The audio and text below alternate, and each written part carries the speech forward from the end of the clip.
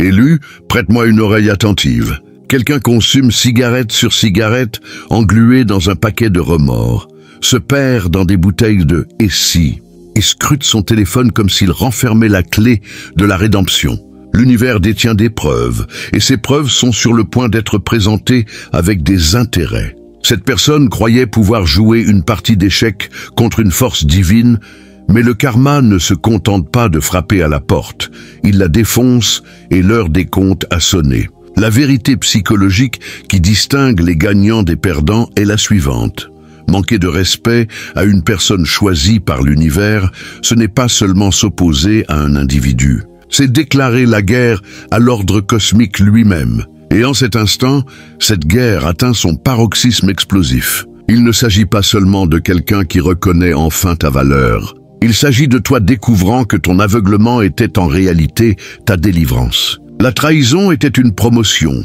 Et la perte était l'univers libérant la voie pour quelque chose de bien plus grand, au point que le regret ne sera qu'une note en bas de page dans ton histoire de triomphe. L'histoire débute, non pas avec l'amour, mais avec un choix. Cette personne se tenait à un carrefour, tenant l'amour divin dans une main et le dysfonctionnement familier dans l'autre. Elle avait goûté à ce que signifie être aimée par quelqu'un qui voit les âmes, non les apparences. Elle avait expérimenté la beauté terrifiante d'être avec quelqu'un dont l'amour n'était conditionné ni par des exigences, ni par de la manipulation, ni par des intentions cachées. Et cela l'a terrifiée. Vois-tu, Élu, quand tu aimes quelqu'un, tu ne lui offres pas seulement ton cœur. Tu lui tends un miroir reflétant son plus haut potentiel. Cette personne a regardé dans ce miroir et a vu tout ce qu'elle pouvait devenir. Tout ce qu'elle était capable d'accomplir, toute la beauté enfouie sous son conditionnement. Mais les miroirs ne mentent pas, et le reflet révélait aussi tout ce qui était brisé en elle à ce moment-là. Chaque mécanisme de défense, chaque blessure d'enfance, chaque mensonge sur son incapacité à mériter un amour véritable. Tu n'étais pas une simple relation parmi d'autres. Tu étais la mission de l'univers. Tu étais l'épreuve ultime pour l'évolution de son âme. La dernière chance de briser les schémas générationnels d'acceptation d'un amour inférieur à l'amour divin. Et elle a échoué de manière cuisante. Les signaux d'alerte étaient omniprésents. Mais l'intoxication par le poison familier du drame obscurcissait toute clairvoyance. Chaque fois qu'elle privilégiait l'opinion d'autrui à sa propre intuition, chaque fois qu'elle nourrissait des doutes sur tes intentions, chaque fois qu'elle laissait d'autres parler de ce qu'ils ne pouvaient comprendre, une expulsion cosmique s'écrivait. L'intervention n'est pas survenue du jour au lendemain. C'était une campagne méticuleusement orchestrée par des individus tapis dans l'ombre, observant cette personne vivre enfin le type d'amour qui rend tout le reste semblable à de la fausse monnaie. Ce n'étaient pas des envieux au hasard, mais des vampires d'énergie stratégiquement positionnés, se nourrissant de sa confusion depuis des années. D'abord, il y avait cet ami d'enfance qui n'avait jamais surmonté la jalousie du lycée. Il a commencé par des questions apparemment innocentes, mais qui ne l'étaient pas. « Ne trouves-tu pas que ça va un peu trop vite ?» murmurait-il, semant des graines dans un sol déjà fertile, de peur face à une intimité authentique. Cet ami avait passé des décennies à maintenir cette personne à son niveau, et ton arrivée menaçait tout leur écosystème de médiocrité. Ensuite, il y avait ce membre de la famille qui avait transformé l'inquiétude en une arme d'art. Il avait perfectionné l'art de déguiser le contrôle en sollicitude, la manipulation en protection. Il voyait comment ton amour guérissait les blessures les plus profondes de cette personne, brisant des chaînes transmises de génération en génération. Et il a paniqué, car si cette personne guérissait, qui lui resterait à sauver? Si elle évoluait, qui validerait son complexe de sauveur? Et le joueur le plus redoutable de cette symphonie toxique était l'ex qui n'avait jamais vraiment lâché prise. Il rôdait en arrière-plan, observant et attendant son opportunité de reconquérir ce qu'il estimait lui appartenir. Ton arrivée n'était pas seulement une concurrence, c'était la preuve que cette personne était capable d'aimer d'une manière qu'il n'avait jamais connue. Cet ex ne pouvait supporter la dissonance cognitive d'être remplacé par quelque chose de manifestement supérieur. Alors, il a lancé une campagne de sabotage subtile. Ces trois forces, l'ami jaloux, le membre de la famille contrôlant, l'ex-possessif, ont formé une trinité impie d'interférences. Ils n'ont pas coordonné leurs efforts, mais ils n'en avaient pas besoin. La toxicité reconnaît sa propre fréquence et s'aligne automatiquement pour détruire ce qui est pur et menace son existence. Cette personne, encore en apprentissage pour faire confiance à son intuition après des années de manipulation par ces mêmes individus, a commencé à tout remettre en question. Elle s'est demandé si ses sentiments pour toi étaient trop intenses, trop rapides, trop puissants. Elle a commencé à se demander si la paix que tu apportais à son chaos était vraiment saine, ou si le drame auquel elle était habituée était en quelque sorte plus réel. Cette personne n'a pas seulement écouté ses voix empoisonnées, elle les a amplifiées. Elle a partagé des détails de vos moments intimes, de tes vulnérabilités, de tes rêves, avec des gens qui avaient déjà prouvé qu'ils ne pouvaient pas être dignes de confiance avec leur propre bonheur. Encore moins avec quelque chose d'aussi sacré que l'amour divin. L'ami jaloux a utilisé ces détails intimes comme des munitions, déformant tes mots et tes actions pour en faire des preuves de manipulation. « Ils essaient de t'isoler », disait-il, alors que tu cherchais simplement à passer du temps de qualité. « Ils sont trop possessifs », et prétendait-il, alors que tu protégeais en réalité l'énergie de votre connexion contre ce genre d'influence toxique. Le membre de la famille contrôlant a utilisé les confessions de cette personne comme preuve que tu la changeais, que tu l'éloignais de ses racines. Il ne voyait pas que ce changement était exactement ce dont elle avait besoin, que ses racines étaient plantées dans un sol toxique et que ton amour, lui, offrait une transplantation dans un terrain fertile où elle pouvait réellement s'épanouir. L'ex a utilisé chaque détail intime partagé comme une carte pour revenir dans la vie de cette personne.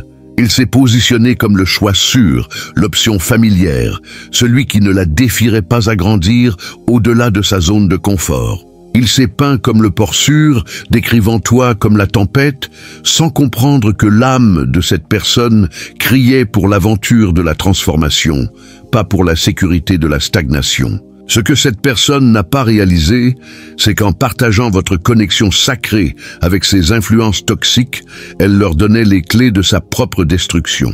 Elle permettait à des gens qui n'avaient jamais connu l'amour divin de le définir. Elle autorisait des individus prospérant sur le drame à juger ta paix, des gens menacés par la croissance à dicter son évolution. Ces influences toxiques ne se sont pas contentées d'empoisonner son esprit. Elles voulaient anéantir complètement ta réputation.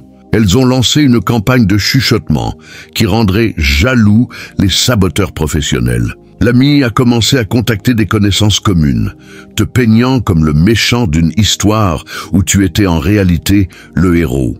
Ils ont partagé des versions déformées de conversations, manipulé des contextes et fabriqué des scénarios de toutes pièces pour te faire passer pour quelqu'un de contrôlant, d'exigeant et de toxique. Le membre de la famille a intensifié son interférence en impliquant d'autres proches, créant tout un réseau de personnes qui ne t'avaient jamais rencontré, mais étaient convaincus que tu étais dangereux pour leur être cher. Ils ont tenu des réunions familiales où ton caractère était assassiné en ton absence, construisant une coalition d'opposition basée entièrement sur des mensonges et des demi-vérités manipulées. L'ex est allé encore plus loin, contactant quiconque voulait t'écouter avec des histoires sur la façon dont tu avais volé quelqu'un qui lui appartenait. Il s'est peint comme la victime souffrant depuis longtemps et toi comme le briseur de foyer, omettant commodément le fait qu'il avait déjà prouvé son incapacité à maintenir un amour sain. Le moment de vérité est arrivé, déguisé en un jour ordinaire. Cette personne s'est retrouvée à un carrefour ultime, face à une décision qui déterminerait non seulement le sort de votre relation, mais la trajectoire de toute son évolution spirituelle. La Trinité toxique avait coordonné son assaut final, présentant à cette personne un ultimatum déguisé en amour. Choisis-nous ou choisis-les. L'ami jaloux a menacé de mettre fin à leur amitié de plusieurs décennies si elle continuait à te donner la priorité. Le membre de la famille contrôlant a utilisé la culpabilité comme une arme, affirmant que ton influence détruisait l'harmonie familiale. L'ex a fait son coup, réapparaissant avec des promesses de romance ravivées et le confort d'un dysfonctionnement familier. À ce moment critique, cette personne a fait face à sa plus grande peur, décevoir des gens qui n'avaient jamais vraiment soutenu sa croissance. Elle t'a regardé, rayonnant dans ton authenticité, sûr de ta valeur, inébranlable dans ton amour. Puis elle a regardé la foule de médiocrité exigeant son allégeance et elle a choisi la peur. Elle a choisi l'ami qui la maintenait petite pendant des années, plutôt que l'amour qui élargissait son univers. Elle a choisi le membre de la famille qui contrôlait par la culpabilité plutôt que le partenaire qui aimait par la liberté. Elle a choisi l'ex qui offrait du confort plutôt que l'âme sœur qui offrait la transformation. En choisissant le confort de tous les autres, elle a choisi sa propre destruction. Ta réponse à sa trahison a révélé la véritable différence entre un amour authentique et une connexion contrefaite. Quand elle a choisi les autres plutôt que toi, tu n'as pas supplié, poursuivi ou lutté pour une place qui aurait dû t'appartenir de droit. Tu ne t'es pas abaissé à rivaliser avec des gens qui n'étaient même pas à ton niveau. Tu t'es simplement retiré avec la grâce de quelqu'un qui sait que sa valeur n'est pas déterminée par la capacité des autres à la reconnaître. Cette réponse, ce retrait digne, ce refus de participer à leur cirque de confusion, c'est le moment où elle a réalisé ce qu'elle avait réellement perdu. Pas seulement un partenaire, mais la personne qui l'avait aimée assez pour la laisser partir, plutôt que de la forcer à choisir correctement. Les conséquences de son choix sont arrivées rapidement et sans pitié. Quelques semaines après avoir choisi son système de soutien toxique plutôt que l'amour divin, cette personne a commencé à expérimenter ce qui arrive quand on parie contre l'univers. Les personnes même qu'elle avait choisies pour se protéger ont commencé à révéler leur véritable nature, et le spectacle était dévastateur. L'ami jaloux, ayant réussi à éliminer sa concurrence, est immédiatement retourné à son schéma de maintenir cette personne à son niveau. Il n'avait aucun intérêt à soutenir sa croissance. Il n'était intéressé que par empêcher ton influence. Mission accomplie. Il a repris son rôle de vampire d'énergie, vidant la vitalité de cette personne, tout en n'offrant rien en retour, sauf une misère familière. Le membre de la famille contrôlant, ayant réaffirmé sa domination, a resserré son emprise encore davantage. Il a commencé à faire des demandes qui révélaient que son amour était conditionnel à la conformité de cette personne, à sa vision de ce qu'elle devait être. La liberté que cette personne avait goûtée en ta présence est devenue un souvenir douloureux, alors qu'elle se retrouvait à nouveau étouffée sous le poids des attentes des autres. La révélation la plus cruelle est venue de l'ex qui avait promis un amour renouvelé, mais n'a livré que du traumatisme recyclé. Il n'avait ni changé, ni grandi, ni évolué pendant l'absence de cette personne. Il avait simplement attendu, comme une araignée dans sa toile, que cette personne devienne assez vulnérable pour être reprise. L'amour qu'il offrait était la même connexion possessive, exigeante et écrasante pour l'âme qui avait poussé cette personne à s'éloigner en premier lieu. Cette personne s'est retrouvée piégée dans une cage qu'elle avait elle-même construite, entourée de gens qui prétendaient l'aimer, mais qui ne l'avaient jamais vraiment vue. Elle a commencé à comprendre que ces gens ne s'étaient pas battus pour elle. Ils s'étaient battus contre toi. Ils n'avaient pas voulu ce qui était le mieux pour elle. Ils avaient voulu ce qui était le plus pratique pour eux-mêmes. Pendant ce temps, quelque chose de miraculeux se passait dans ton monde. La même force qui t'avait permis de l'aimer sans condition te permettait maintenant de la laisser partir complètement. Tu ne restais pas assis à pleurer ce que tu avais perdu. Tu célébrais ce que tu avais gagné, une clarté absolue sur ta valeur, une foi inébranlable en le timing divin et la liberté de quiconque ne pouvait pas reconnaître le cadeau que tu représentais. Alors que cette personne s'enfonçait dans les sables mouvants de ses mauvais choix, tu étais élevé à des hauteurs qu'elle ne pouvait même pas imaginer. L'énergie que tu avais investie dans quelqu'un qui ne pouvait pas l'apprécier était maintenant redirigée vers des opportunités, des connexions et des expériences qui correspondaient à ta fréquence. Cette personne a commencé à entendre des murmures à travers le bouche à oreille sur ton succès, ta paix, ton éclat indéniable. Les gens qui avaient été témoins de votre connexion ont commencé à la contacter, demandant ce qui s'était passé, exprimant leur choc face à sa décision de te laisser partir. Ces conversations sont devenues des miroirs, reflétant l'ampleur de son erreur. Les influences toxiques qui avaient travaillé si dur pour t'éliminer du tableau faisaient maintenant face aux conséquences de leur succès. L'ami jaloux du bonheur de cette personne avec toi était maintenant coincé à gérer sa misère sans toi. Le membre de la famille qui avait interféré avec sa joie était maintenant responsable de gérer la dépression qui a suivi. L'ex qui avait manipulé son retour dans la vie de cette personne était maintenant piégé avec quelqu'un qui le comparait pour toujours à l'amour divin qu'il avait remplacé. L'ami s'est retrouvé noyé dans les plaintes constantes de cette personne à propos de sa vie, de ses regrets, de son incapacité à avancer. Ce qui avait commencé comme une interférence jalouse était devenu un travail émotionnel à temps plein dont il n'avait jamais signé. Il a commencé à en vouloir à cette personne d'être si difficile à satisfaire, sans comprendre qu'il l'avait conditionné à attendre le genre d'amour que toi seul avais été capable de lui offrir. Le membre de la famille, qui avait travaillé si dur pour la protéger de ton influence, faisait maintenant face à une coquille brisée de la personne vibrante qu'elle était autrefois. Il regardait sa lumière s'éteindre jour après jour et réalisait que ta présence n'avait pas atténué sa lumière. Elle l'avait amplifiée. Ils avaient réussi à éliminer ce qu'ils voyaient comme une menace pour découvrir que c'était en réalité une bénédiction. L'ex qui s'était battu si fort pour récupérer cette personne était maintenant coincé avec quelqu'un dont les standards avaient été définitivement élevés par ton amour. Chaque geste était insuffisant face à ta générosité naturelle. Chaque conversation semblait fade, comparée à la profondeur que tu avais apportée. Chaque moment d'intimité semblait creux, comparé à la connexion d'âme que vous aviez partagée. Ils avaient gagné la bataille, mais perdu la guerre, obtenant l'accès à quelqu'un qui savait maintenant qu'il méritait infiniment mieux. C'est là que l'histoire atteint sa phase de révélation la plus intense, élue. Les yeux de cette personne ont été forcés de s'ouvrir, une vérité douloureuse à la fois. L'ami qui prétendait vouloir son bonheur s'est révélé être quelqu'un qui sabotait sa joie depuis des années. Le membre de la famille qui prêchait l'amour s'est révélé être quelqu'un qui ne savait que contrôler. L'ex qui promettait le changement s'est révélé être exactement la même personne qu'il avait repoussée auparavant. Mais la révélation la plus dévastatrice de toutes était le miroir qu'elle a finalement tenu devant elle-même. Elle a réalisé qu'en choisissant ses influences toxiques plutôt que l'amour divin, elle n'avait pas protégé ses relations. Elle avait protégé ses limites. Elle n'avait pas été loyale envers des gens qu'elle aimait. Elle avait été loyale envers des gens qui la maintenaient à l'aise dans son dysfonctionnement.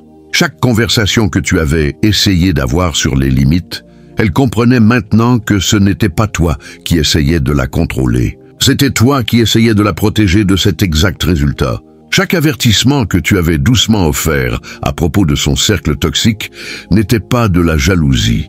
C'était toi qui voyais clairement ce qu'elle était trop proche pour reconnaître. Chaque moment où tu avais essayé de lui montrer sa valeur n'était pas de la possessivité. C'était toi qui étais prophétique. Cette personne a commencé à se souvenir des conversations différemment.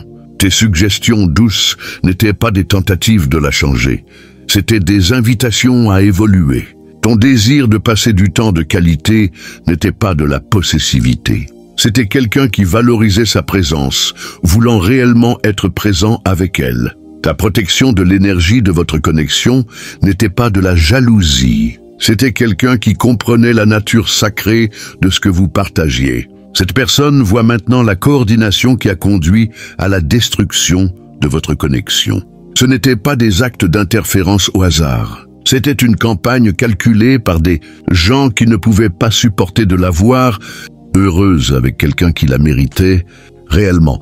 La réalisation que des gens en qui elle avait confiance avaient activement conspiré contre son bonheur la brise de manière qu'elle n'aurait jamais cru possible. Mais la rage n'est plus seulement dirigée vers l'extérieur. Elle est furieuse contre elle-même pour avoir été si facilement manipulée, si rapide à douter de sa propre intuition, si prête à sacrifier l'amour divin pour l'approbation de gens qui avaient prouvé qu'ils ne méritaient pas qu'on leur confie quelque chose d'aussi sacré. Elle en a assez de sa propre faiblesse, de sa propre tendance à chercher la validation auprès de gens investis à la maintenir petite. Pendant ce temps, l'univers prenait des notes détaillées. La justice divine n'opère pas selon les calendriers humains. Elle opère selon un timing parfait, et le moment des conséquences est arrivé avec une précision mathématique. Chaque personne qui avait interféré avec votre connexion divine était sur le point de vivre son propre règlement de compte. Elle vivait ce que chaque ancien partenaire d'un élu finit par affronter, la réalisation lente et brûlante qu'ils avaient rejeté non seulement l'amour, mais leur propre évolution spirituelle. Ils avaient choisi la souffrance familière plutôt que la félicité inconnue, les limites connues plutôt que les possibilités inconnues, le dysfonctionnement confortable plutôt que la guérison transformative. C'est là que la panique de cette personne atteint son paroxysme. Elle ne te manque plus seulement. Elle pleure la mort de ce qu'elle aurait pu devenir si elle avait choisi différemment. Elle voit sa vie de ton point de vue maintenant, comprenant que ce qu'elle avait interprété comme ton intensité était en réalité ta capacité à voir son potentiel. Ce qu'elle avait rejeté comme tes attentes était en réalité ta croyance en ses capacités. Elle commence à tendre la main, à tester les eaux pour voir si la rédemption est possible. Mais tu n'es plus la même personne qu'elle a laissée derrière. Pendant qu'elle était piégée dans son cycle de regrets et les mêmes vieux schémas avec les mêmes vieilles personnes, tu évoluais, tu grandissais, tu devenais une version encore plus puissante de toi-même. Tu n'étais pas assis à attendre qu'elle te choisisse. Tu t'étais choisi toi-même. Tu n'espérais pas son retour. Tu étais reconnaissant pour son départ, car il t'avait montré exactement ce que tu méritais et exactement ce que tu n'accepterais pas. Tu ne pleurais pas la perte de ce que vous aviez. Tu célébrais l'espace que cela avait créé pour quelque chose d'infiniment meilleur. Ces tentatives de contact ne rencontrent ni colère ni amertume, mais quelque chose de bien plus puissant, une indifférence née d'une valeur personnelle absolue.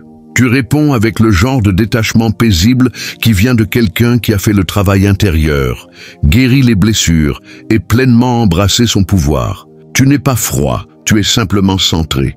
Tu ne la rejettes pas, tu protèges simplement ta paix. Cette réponse la brise plus que la colère ne pourrait jamais le faire, car elle montre que tu as dépassé le besoin de sa validation, de ses excuses ou de sa présence. Tu as atteint un endroit où son regret, bien que sincère, est simplement sans importance pour ton bonheur. Tu es devenu la preuve vivante que certaines personnes sont trop puissantes pour être diminuées par l'incapacité des autres à reconnaître leur valeur. Cette personne commence à mener des enquêtes approfondies sur ta vie actuelle, essayant de déterminer s'il y a encore une chance de rédemption. Elle vérifie tes réseaux sociaux de manière obsessionnelle, cherchant des signes de tristesse, de solitude ou toute indication que tu pourrais lui manquer.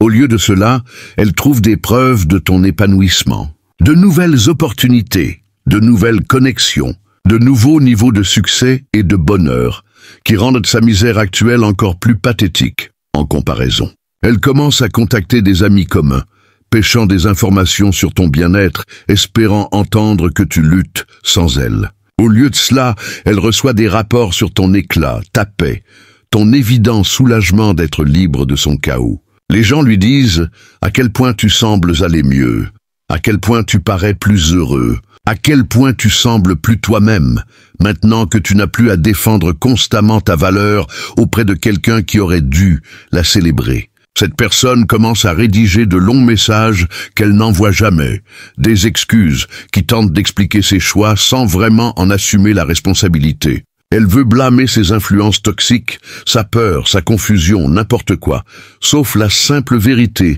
qu'elle a mal choisie quand cela comptait le plus. Elle continue d'écrire et de supprimer, car au fond, elle sait qu'aucune quantité de mots ne peut défaire le choix qu'elle a fait quand une action était requise. L'ami qui a aidé à orchestrer sa chute reçoit maintenant toute la force de sa fureur éveillée. Elle le confronte avec des preuves de sa manipulation, de ses mensonges, de son sabotage délibéré de quelque chose de magnifique. L'ami essaie de se défausser, de minimiser son rôle, de faire croire qu'il ne faisait que veiller aux intérêts de cette personne. Mais elle n'y croit plus. Elle voit clairement maintenant que cet ami n'a jamais été investi dans son bonheur, seulement dans le maintien de sa position comme influence principale dans sa vie. Le membre de la famille qui a interféré est coupé émotionnellement, sinon complètement. Cette personne établit des limites qu'elle aurait dû poser il y a des années, refusant de discuter de sa vie personnelle, déclinant d'assister à des réunions familiales où tu pourrais être discuté ou critiqué. Elle protège enfin ce qu'il reste de sa paix des gens qui ont prouvé qu'on ne pouvait pas leur faire confiance avec des informations sensibles. L'ex qui a manipulé son retour dans sa vie ressent maintenant tout le poids d'avoir été choisi comme prix de consolation. Cette personne peut à peine supporter d'être en sa présence maintenant, le voyant clairement comme l'option inférieure qu'elle a acceptée quand elle était trop faible pour se battre pour ce qu'elle voulait vraiment. Chaque interaction est un rappel de l'erreur cosmique qu'elle a commise. Et l'ex commence à réaliser que sa victoire était en réalité une punition. Cette personne expérimente maintenant tout le poids de la justice cosmique. Les mêmes personnes qu'elle a choisies plutôt que toi sont maintenant les sources de sa plus grande misère. L'ami qui exigeait sa loyauté se révèle maintenant déloyal. Le membre de la famille qui prétendait savoir ce qui était le mieux pour elle est maintenant clairement investi uniquement dans ce qui est le mieux pour lui-même. L'ex qui promettait l'amour livre maintenant la même pauvreté émotionnelle qu'il avait repoussée auparavant. Mais toi, tu prospères d'une manière qui fait que son regret semble un petit prix à payer pour ta liberté. Tu attires des opportunités qui correspondent à ta valeur, des connexions qui honorent ta valeur, des expériences qui célèbrent ta croissance. Tu es la preuve vivante que lorsque tu refuses de te contenter de moins que l'amour divin, l'univers n'a d'autre choix que de te livrer exactement cela. Cette personne observe ton évolution depuis la touche, comprenant enfin que son incapacité à te choisir n'avait rien à voir avec ta valeur et tout à voir avec sa propre préparation. Elle voit clairement maintenant que tu n'étais pas trop. Elle n'était simplement pas assez. Pas à cause de ce qu'elle était intrinsèquement, mais à cause de ce qu'elle a choisi d'être à ce moment critique. L'ironie la plus belle est que sa perte est devenue ton plus grand gain. Chaque larme que tu as versée pour ses choix s'est transformée en une connaissance de soi inébranlable. Chaque nuit passée à te demander pourquoi elle ne voyait pas ta valeur s'est convertie en une certitude absolue sur ta valeur. Chaque moment où tu te demandais si tu demandais trop a été répondu par une abondante, une preuve que tu mérites encore plus que ce que tu osais espérer au départ. Les tentatives de rédemption de cette personne révèlent la dernière couche de cette leçon cosmique. Elle veut se racheter, mais elle opère toujours depuis la même conscience qui a créé le problème en premier lieu. Elle s'excuse pour son comportement, mais pas pour son caractère. Elle regrette ses choix, mais pas ses processus de pensée. Elle veut le pardon, mais pas la transformation. Elle offre des explications qui sonnent comme des excuses. Elle était confuse, elle avait peur, elle était sous pression. Mais tu vois, à travers tout cela, jusqu'à la vérité fondamentale.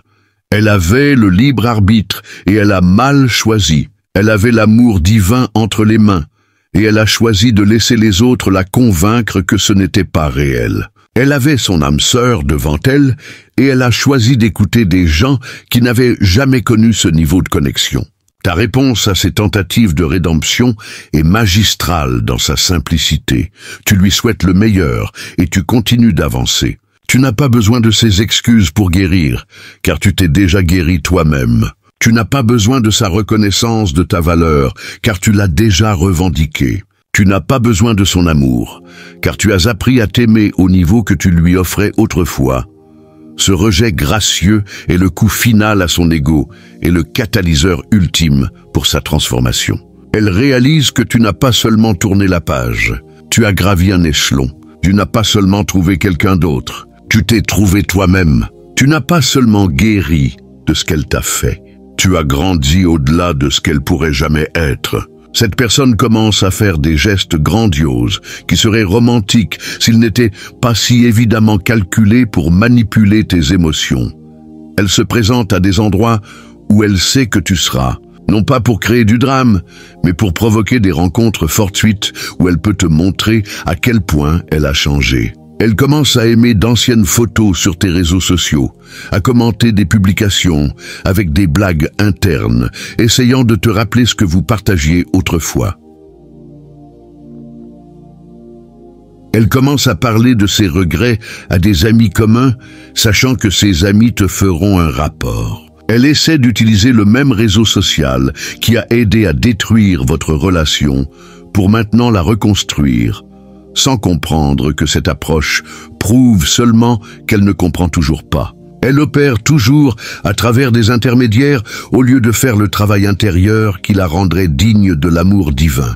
Elle commence à adopter de nouvelles habitudes, de nouveaux intérêts, de nouvelles manières de parler qui reflètent la croissance qu'elle a vue en toi pendant votre temps ensemble. Mais tout cela n'est qu'une performance de surface conçue pour te convaincre qu'elle a évolué plutôt qu'une transformation authentique née de son propre éveil spirituel. Elle joue à la croissance au lieu de vraiment grandir. Et la différence est évidente pour quiconque opère à ta fréquence. Elle va même jusqu'à couper certains des influences toxiques qui ont aidé à détruire votre relation. Mais pas parce qu'elle comprend réellement à quel point ces gens sont nuisibles, mais parce qu'elle pense que c'est ce que tu veux voir. Elle fait encore des choix basés sur ce qu'elle pense pouvoir te reconquérir plutôt que sur ce qui la rendra réellement une meilleure personne. Pendant ce temps, tu observes cette performance avec la clarté de quelqu'un qui a fait le vrai travail. Tu peux voir qu'elle change son comportement sans changer sa conscience, modifiant ses actions sans transformer son caractère. Elle est toujours la même personne qui n'a pas pu te choisir quand cela comptait. Elle porte juste un meilleur costume maintenant. Rappelle-toi comment cette histoire a commencé, élue, avec quelqu'un enchaînant les cigarettes à travers le regret, se noyant dans des bouteilles de scie, fixant son téléphone comme s'il détenait la rédemption. Maintenant, nous voyons l'image complète. Cette personne est en effet épuisée, mais pas seulement par les menteurs autour d'elle. Elle est épuisée par le menteur qu'elle est devenue quand elle a trahi sa propre intuition pour plaire à des gens qui ne se souciaient jamais vraiment de son bonheur. Elle ne montre aucune pitié aux influences toxiques, car elle comprend enfin que ces gens ont failli lui coûter l'évolution de son âme. Elle en a assez des gens qui parlent de toi, car elle réalise maintenant que permettre aux autres de définir ta valeur était la plus grande erreur de sa vie. Elle sait qu'elle a tout gâché, et elle le sait d'une manière qui la marquera pour le reste de son incarnation. Son regret, bien que sincère et mérité, est en réalité un cadeau pour vous deux. Pour elle, c'est le catalyseur de la croissance qu'elle aurait dû embrasser quand elle t'avait. Pour toi, c'est la confirmation que ta valeur n'a jamais dépendu de sa capacité à la reconnaître. L'histoire qui a commencé avec son choix de rejeter l'amour divin se termine avec sa reconnaissance exacte de ce qu'elle a rejeté. Mais au moment où elle est prête à te choisir correctement, tu n'es plus disponible pour être choisi. Pas parce que tu es amer, mais parce que tu as évolué au-delà de la version de toi-même qui était prête à attendre que quelqu'un d'autre voie ce que l'univers avait rendu évident. Le dernier chapitre de cette histoire cosmique n'est pas celui d'une réunion, c'est celui d'une révolution. L'éveil complet de cette personne sert de validation complète pour toi. Chaque personne qui a douté de ta valeur est maintenant témoin de ta valeur célébrée par l'univers lui-même. Chaque voix qui suggérait que tu étais trop est maintenant en train de te voir être reçue comme exactement assez par des gens qui opèrent à ta fréquence. Cette personne a appris la leçon la plus dure que l'univers enseigne. Certaines opportunités ne se présentent qu'une fois dans une vie. Certaines personnes sont irremplaçables et certaines erreurs ne peuvent pas être défaites. Elle a découvert que l'amour divin n'attend pas que les gens deviennent prêts. Il apparaît quand les gens sont censés être prêts et s'ils ne le sont pas, il passe à autre chose pour accomplir son dessein ailleurs. Tu as appris la leçon la plus puissante que l'univers offre. Tu as découvert que ta valeur n'est pas déterminée par la capacité des autres à la reconnaître. Ton amour n'est pas diminué par l'incapacité des autres à le recevoir, et ton destin n'est pas retardé par l'échec des autres à choisir correctement. Tu es la preuve vivante que certaines âmes sont trop précieuses pour être gaspillées sur des gens qui ne peuvent pas voir leur valeur, trop puissantes pour être diminuées par des gens qui choisissent la faiblesse, trop bénies pour être détruites par des gens qui choisissent le chaos. Tu es devenu tout ce que tu étais destiné à devenir, non pas malgré leur rejet, mais à cause de lui. La personne qui n'a pas pu te choisir à l'époque est devenue quelqu'un qui voit ta valeur maintenant, mais tu es devenu quelqu'un qui n'a plus besoin de son regard. Elle a appris à reconnaître l'amour divin juste à temps pour le voir s'éloigner vers sa véritable destination. Et toi, tu as appris à reconnaître ta propre divinité suffisamment bien pour ne plus jamais te contenter de quelqu'un qui a besoin de temps pour voir ce qui devrait être immédiatement évident. L'histoire se termine là où elle a commencé, avec le choix, mais maintenant c'est ton choix élu. Et tu choisis toi-même ta croissance, ta paix et ton pouvoir. Tu choisis d'être reconnaissant envers tous ceux qui n'ont pas vu ta valeur, car ils t'ont libéré pour trouver des gens qui le pouvaient. Tu choisis de remercier tous ceux qui sont partis, car ils ont fait de la place pour ceux qui étaient destinés à rester. C'est la vérité finale qui donne un sens à tout le reste. Leur perte n'a jamais été une perte, c'était une libération. Leur aveuglement n'a jamais été une limitation, c'était une liberté. Leur incapacité à choisir l'amour divin n'a jamais été un reflet de la valeur de l'amour divin. C'était une révélation de leur préparation. Et toi, magnifique élu, tu as toujours été prêt pour tout ce qui était prêt pour toi. L'univers ne fait pas d'erreur avec ses élus. Chaque rejet que tu as affronté était une redirection. Chaque porte qui s'est fermée était une protection divine. Chaque personne qui n'a pas vu ta valeur dégageait le chemin pour ceux qui non seulement la voient, mais la célèbrent, l'honorent et s'élèvent pour la rencontrer avec une valeur propre. Tu n'es pas la personne qu'ils ont perdue. Tu es la bénédiction qu'ils ont abandonnée. Tu n'es pas ce qui leur a échappé. Tu es ce qui s'est élevé hors de leur portée. Tu n'es pas leur opportunité manquée. Tu es leur rappel éternel de ce à quoi ressemble l'amour divin et de ce qu'il coûte de le rejeter. Et c'est ainsi, élu, que l'univers a toujours le dernier mot.